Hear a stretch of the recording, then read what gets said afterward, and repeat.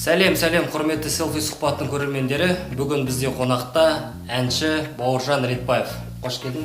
Қош көрдік. Қош келдің Бауыржан, біздің ерекше бағдарламамызға. Көңіл-күйіңіз қалай? Денсаулық қалай? Көңіл-күй өте тамаша. Бауыржан, өнеріңізде қандай жаңалықтар болып жатыр? Өнерде біраз жаңалықтар бар. Міне бірінші жаңалығым тиіп, Фриарт медиаға және Бако бауырымның өзінің атынан сыйладым. Өте керемет. Бұл алғашқы альбом, иә? Бұл менің алғашқы альбомым. Және де алдағы уақытта біраз жаңа әндер, жаңа эстрада жұлдыздармен дуэттеріміз бар. Бұйырса тыңдай жатасыз. Құтты болсын, оң болсын. Бауыржан, мен мынаны көріп қатты қуанып отырмын. Мен сенің бірінші және алғашқы былай айтқанда жанашырың ретінде және тыңдарман ретінде мен қатты қуанып отырмын. Тек тоқтама, еңбектене бер. Әркез сенің әрбір жетістігің былай айтқанда біз қуанамыз соған. Құтты болсын. Бауыржан, сізді тыңдармандарыңыз жалпы жоғалтып алды деп ойламайсыз ба? Негізінде жалпы ойлаймын. Біраздан бері көп көрінбей кеттік. Оның бір себептері де бар негізінде. Ол себептерді енді болашақта Алла мырзасам айтып жатамын. Бірақ өнерден қашып кеткен жоқпыз, сол өнердің айналасындамыз. Тоқтамау керек ең бастысы. Ең бастысы өздерінің еңбектерін берсін маған Алла. Сіз өте дарынды әншісіз. Мен үшін, жеке менің қарабасым үшін, мен сені мойындаймын әнші ретінде және ең мықты әншісің. Бірақ сол іштегі дарынды сыртқа шығару үшін үлкен еңбектің қажет деп ойламайсыз ба? Еңбек әрине кез келген жұмыста, ол өнерде болсын, басқа да болсын, әрине еңбектену керек. Бірақ енді еңбектеніп жатқан жоқ емеспін, еңбектеніп жатырмыз. Бір енді бұйыртқан уақыты болады шығар біздің де, Аллаға саламат болсақ. Өнерде жаңағыда айтып кеттім, өнерден қашып кеткен жоқпыз, сол өнердің айналасындамыз, бұйырса болады. Мысалға, біреулер ойлауы мүмкін, Баука қайда кетті, Баука жоғалып кетті деп ойлауы мүмкін. Бірақ менің білуімше, мен әр кез сені көрген кезде мынандай ән жазып жатырмын, мынандай ән шығарып жатырмын. Бұлай ән шығару жағынан тоқтап қалған жоқсың, оған мен көзім жетіп отыр, оны білем, өзім куәмін. Бірақ соны жарнамалау мақсатында әлде бір жаңағы мен шынымды айтсам, Бако, мен жалпы өзімнің жасайтын жұмысымды өзім жасап жатырмын негізінде. Әнді жаздырып жатырмын, менің негізгі жұмысым сол. Енді оған жаңағы жарнамаға бір адамдар еңбек ету керек негізінде.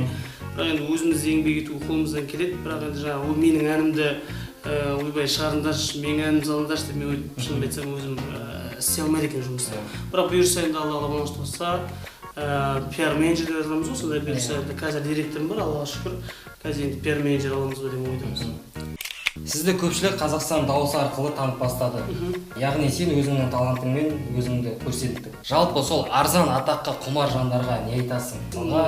Көбісі ондай тәсілмен емес, керісінше оңай тәсілмен танылуды мақсат етеді. Иә, былай айтқанда. Қазір енді менде енді ол бір ондай енді шынымды айтсам, анау андай атақпен, мынандаймен, жеңіл жолмен, ауыр жолмен шығып кетіп жатыр деп айта алмаймын. Өйткені әркімнің өзінің еңбегі бар, Алланың беріп жатқан бағы шығар.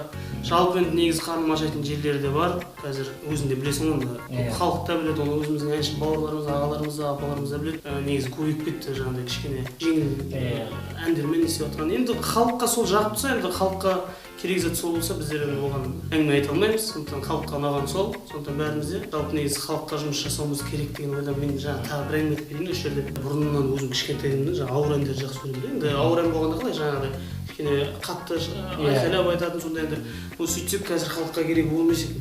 Халыққа жеңіл, құлағына жағымды керек екен. Енді соны ойлап жатырмыз біздер де. Халықтан осы жерде кешірім сұрап кетеміз, сіздермен ақылдаспағанымызға кешірім сұрап кетеміз. Мысалға сен Қазақстан дауысында атақты болам, атын шығарам деп барған жоқсың, былай айтқанда өзіңнің ішіндегі дарыныңды өнеріңді шығару үшін бардың. Бірақ сол жолда сен халықтың былай айтқанда қошеметіне ие болдың. Ықыласына бөлендің. Иә, ықыласына бөлендің. Сондай секілді атақ үшін адамдықтан аттасып жатқан адамдар өте көп. Жалпы солар туралы не айтасың? Мысалға атақ үшін адамдық, адамгершіліктен аттап кетуге бола ма, әлде негізі ол нәрсені сақтау білу керек пе? Адамның бойында кез келген негізі адамның жаманы жоқ қой. Кез келген адам жақсы, өз-өзін сөйтіп жаңағы кішкене құртып алады. Сөздің шыны керек. Мен ешқашан өнерімді өзім бойымдағы Алла берген өнер ғой, сөздің шыны керек. Мен жалғыз мен емес, оны ел де айтады. Мен ешқашан оны бір атақтыққа, абыройлыққа ешқашан сатпаймын да және. Алланың берген өнері болғасын, сол өнерде шыңдап жатқан жайымыз бар. Енді ол Алла болмас болса болады деген ниеттеміз. Ал егер жаңағындай жолмен енді атақ абырой үшін енді бір айта алмаймыз ғой, анау атақ абырой үшін жүр, мынау бірдеңе үшін. Бірақ енді ондай адам бар ғой өмірде. Енді ол адамдарға не айтамын? Енді Алла береке берсін деймін. Ешқашан өзгермесін. Адамның бойында адамның қасиеті әрқашан да қалу керек. Баука, Бауыржан, адамның қандай қасиетін бағалайсың? Көркем мінезді адамдар жақсы көремін негізінде. Енді жаңағы ғой адамның бойында адами қасиеті ешқашан кетпеу керек. Ол Аллах тағаланың өзінің адамға беріп қоятын бір несібесі болады, жақсылығы, содан айырылмауға тырысу керек деп ойлаймын. Қазір керісінше адамдар өзін өзгертуге, мен осындай болуым керек деп өзгертеді. Мен ойлаймын негізі өзінде бар қасиетті соны жақсы жағынан көрсетіп білу керек деп ешқашан өзгермейік, бауырлар, достар. Адам ретінде өмірімізде, өз өмірімізде жалған дүние ғой, жалған дүниеде берілген өмірімізде адамдығымыздан айырылмай ешқашан. Өте орынды, өте орынды сөз. Сүйікті адамыңыз бар ма? Шаңырақ көтеру болашақта жоспарда бар ма? Баку, өзің білесің, сүйікті адам болды кезінде десінде. Қазір енді сүйікті адам жоқ, бұйырса енді Алла болмашта болса кездесіп жатса, негізі үйлену керек, жас біразға келді. Мен ойландым негізі. Сондай бірге үйленейік онда. Мен сенің тойыңда әнші болайын, сен менің тойымда фотограф болсын. Давай. Ойнап айтамын, бір-біріміз тойымызда қонақ боламыз. Бұйырса, Құдай қаласа. Әйтеуір ең бастысы сол күнге жеткізсін, аман болайық. Әке-шешемізді қуантайық, келін алып барып. Баука, Бауыржан, әр адамның өзінің түпкі бір мақсаты болады. Мысалға, кейбір әншілердің өзінің өнерін әлемге паш етсем дейді. Сенікі қандай? Енді ондай арман менде де бар. Жатқанда да, жүргенде де, тұрғанда да сол армандаймыз ғой, бәріміз енді армансыз адам қанатсыз болумен тең дейді ғой.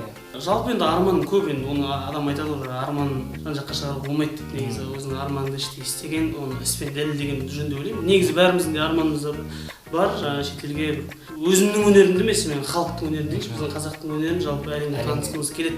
Онда енді мүмкіндіктер болып жатса, ешқашан жібермейміз деп ойлаймын. Олай болса, Бауыржан, саған сәттіліктер тілеймін. Тек қана қазақтың атын, біздің халқымыздың атын шығара бер, елге паш ете бер. Сенің өнеріңді әрқашан құрметтеймін, бағалаймын. Бауыржан, тезде сұрақ қоямын, тезде жауап беріп отырсаң. Ән айтқанда плюс па, минус па? Шамам келгенше минус. Шоу-бизнес әлде топ-бизнес? Шоу-бизнес. Мерседес әлде BMW? Мерседес. Астана немесе Алматы? Алматы, әрине. Алматы немесе Ақтау? Ақтау. Ақтау немесе Тұшадық? Тұшадық. iPhone немесе Android? iPhone. Тау немесе теңіз? Теңіз. Біздің селфи сұхбат көрермендеріне өзіңіздің тілегіңізді айта кетсеңіз. Шын жүректен барлықтарыңызға жақсылық тілеймін. Аман болыңыздар, сау болыңыздар, еліміз аман, жұртымыз тыныш болсын. Баку, өзіңе де рахмет. Саған да рахмет. Келіп осылай менімен сұхбат қараңыздар, селфи сұхбат қараңыздар. Барлықтарыңызға жақсылық тілеймін. Рахмет, жақсы, сау болыңыздар.